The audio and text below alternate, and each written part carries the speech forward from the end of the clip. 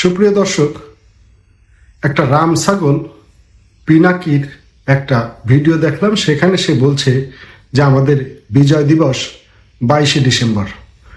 তার এই ভিডিওটার 2-3টা দিক দেখার পরে আমি আসলে প্রচণ্ড রকমভাবে ক্ষুব্ধ।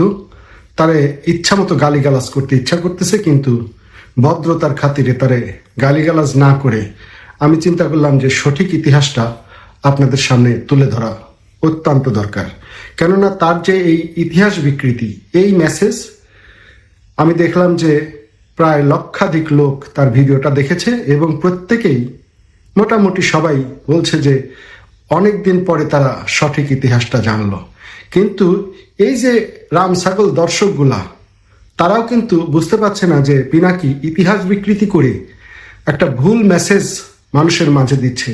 পিনাকি তার ভিডিওতে যেই 2-3টা জিনিস খুব গুরুত্ব সহকারে মিথ্যাচার করেছে, তার একটা হলো সে প্রতিষ্ঠা করতে চেয়েছে যে 22শে ডিসেম্বর বাংলাদেশের বিজয় দিবস, 16ই ডিসেম্বর পাকিস্তানি বাহিনী বাংলাদেশের কাছে আত্মসমর্পণ করে নাই, 16ই ডিসেম্বর বিজয় হয়েছে ভারতের, বাংলাদেশের বিজয় হয় নাই। এবং আওয়ামী লীগ এগুলা ইচ্ছাকৃতভাবে ইতিহাস লিখেছে, মিথ্যা ইতিহাস লিখে জনগণের মাঝে ছড়িয়ে দিয়েছে। এই যে কথাগুলা, এই কথাগুলা শোনার সাথে সাথে তো কান গরম হয়েছে, মেজাজ তো গরম হয়েছেই। সামনে পাইলে যে কি করতাম তা আসলে বলার অপেক্ষা রাখে না। এই কুলাঙ্গারটা অহরহ যখন যেমন খুশি তেমন বলে যাচ্ছে। সে বলছে যে 16ই ডিসেম্বর আমাদের বিজয় দিবস না, আমাদের বিজয় দিবস 22শে ডিসেম্বর, যেদিন প্রবাসী সরকার ক্ষমতা গ্রহণ করেছে। 22শে ডিসেম্বর প্রবাসী সরকার বাংলাদেশে ফিরে এসেছে, কিন্তু 22শে ডিসেম্বর প্রবাসী সরকার দায়িত্ব গ্রহণ করেছে, এই কথাটা ডাহা মিথ্যাচার। প্রথম দিন মুজিবনগর সরকার যেদিন শপথ নিয়েছে, সেদিন থেকেই বাংলাদেশের সরকার গঠিত হয়েছে। সেই সরকার 22 তারিখে, যেহেতু প্রবাসে ছিল বাংলাদেশের তৎকালীন প্রধানমন্ত্রী জনাব মরহুম তাজউদ্দিন সাহেব দেশে ফিরেছেন, সেদিন থেকে বাংলাদেশে অবস্থান করে তিনি বাংলাদেশের শাসন কার্য পরিচালনা করেছেন। তার আগ পর্যন্ত তিনি ভারতে বসে প্রবাসী সরকারের প্রধানমন্ত্রী হিসাবে তিনি সরকারের দায়িত্ব পালন করেছেন। আর 16ই ডিসেম্বর পাকিস্তানি বাহিনী আত্মসমর্পণ করে এবং 16ই ডিসেম্বরেই বিজয়টা অনুষ্ঠিত হয়। এখন যদি আমরা ধরে নিই যে 22 তারিখে প্রবাসী সরকার বাংলাদেশে ফিরে এসেছে, এটা কোনোভাবেই বলা যাবে না যে 22 তারিখে প্রবাসী সরকার দায়িত্ব গ্রহণ করেছে। দায়িত্ব গ্রহণ তো যেদিন শপথ নিয়েছে সেদিনই হয়ে গেছে। তাহলে 16ই ডিসেম্বরটা কি?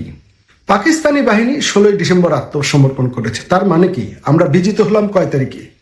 16ই ডিসেম্বর।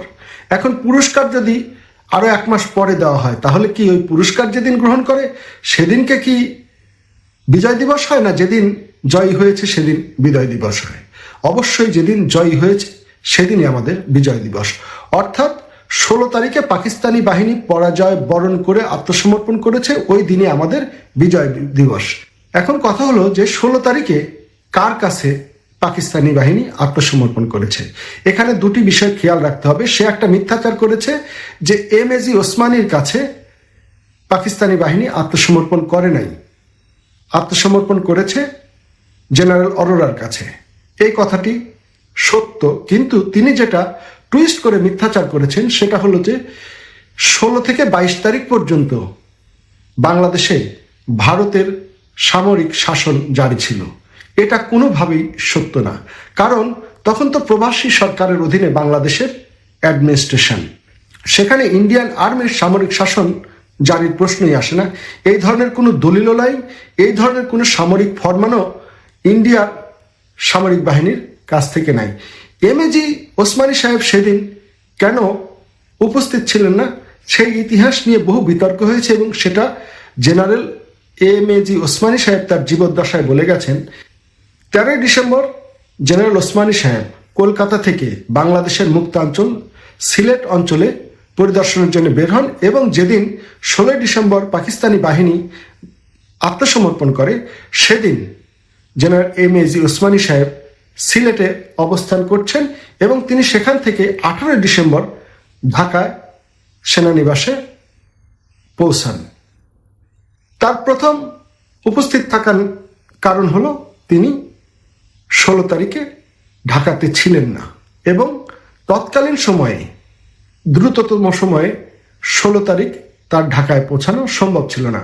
দ্বিতীয় কারণ হলো জেনারেল নিয়াজি ছিলেন পূর্বাঞ্চলীয় কমান্ডার এবং জেনারেল অরোরাও ছিলেন পূর্বাঞ্চলে দায়িত্বপ্রাপ্ত ইন্ডিয়ান আর্মির কমান্ডার। এ কারণে কমান্ডারে আত্মসমর্পণ অনুষ্ঠানটা হয়েছে। জেনারেল এমএজি ওসমানী তখন একটা বাহিনী প্রধান, কিন্তু তিনি আন্তর্জাতিকভাবে স্বীকৃত কোনো বাহিনী প্রধান ছিলেন না, যার কারণে তার কাছে আত্মসমর্পণটা প্রোটোকলের কারণে সম্ভব ছিল না। যদি পাকিস্তানের সেনাপ্রধান আত্মসমর্পণ করতেন তাহলে বাংলাদেশের সেনাপ্রধানের সেখানে প্রোটোকল অনুযায়ী উপস্থিত থাকার সুযোগ ছিল। যেহেতু একজন আঞ্চলিক কমান্ডার আত্মসমর্পণ করছেন, সে কারণে ইন্ডিয়ান সেনাবাহিনীর পূর্বাঞ্চলীয় কমান্ডারের কাছে আত্মসমর্পণ করেছেন এবং তখন কমান্ডটা ইন্ডিয়ার অধীনেই ছিল এবং সেখানে কিন্তু মুক্তিযুদ্ধের উপপ্রধান সেনাপতি এয়ার ভাইস মার্শাল এ কে খন্দকার উপস্থিত ছিলেন। জনাব এ কে খন্দকার স্পষ্টভাবেই বলেছেন যে দুটি কারণে এমএজি ওসমানীর কাছে তখন আত্মসমর্পণ সম্ভব ছিল না। একটা হলো প্রোটোকলের কারণে, কারণ স্বীকৃত হোক আর অস্বীকৃত হোক জেনারেল ওসমানী সাহেব ছিলেন বাংলাদেশের সেনাবাহিনীর প্রধান। 2 নম্বর কারণ হলো তিনি ঢাকার বাইরে অবস্থান করছিলেন, তার পক্ষে সেখান থেকে অত দ্রুত সময়ে এসে সেই আত্মসমর্পণ অনুষ্ঠানে উপস্থিত হওয়া সম্ভব ছিল না। এই দুইটা ক্লিয়ার ইতিহাসকে বিকৃত করার চেষ্টা করেছেন পিনাকি। 22শে ডিসেম্বর প্রবাসী সরকারের প্রধান বাংলাদেশে ফেরত এসেছে ইন্ডিয়া থেকে। এ কারণে 22শে ডিসেম্বর কোনোভাবেই আমাদের বিজয় দিবস হতে পারে না।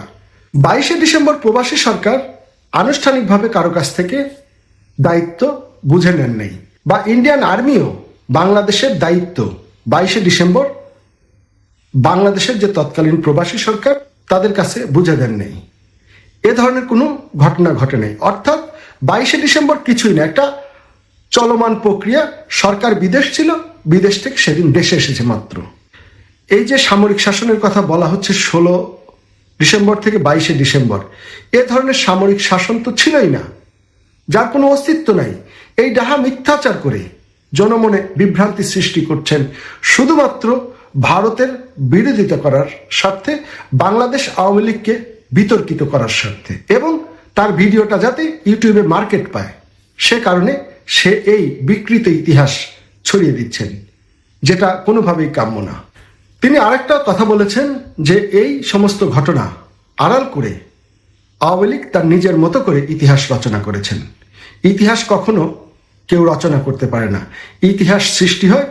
ইতিহাস তার চলমান প্রক্রিয়ায় নিজ থেকেই লিখে চলে যায় এবং ৭১-এর মহান মুক্তিযুদ্ধের ইতিহাস লিখে গেছেন চলমান প্রক্রিয়ায় জাতির পিতা বঙ্গবন্ধু শেখ মুজিবুর রহমান।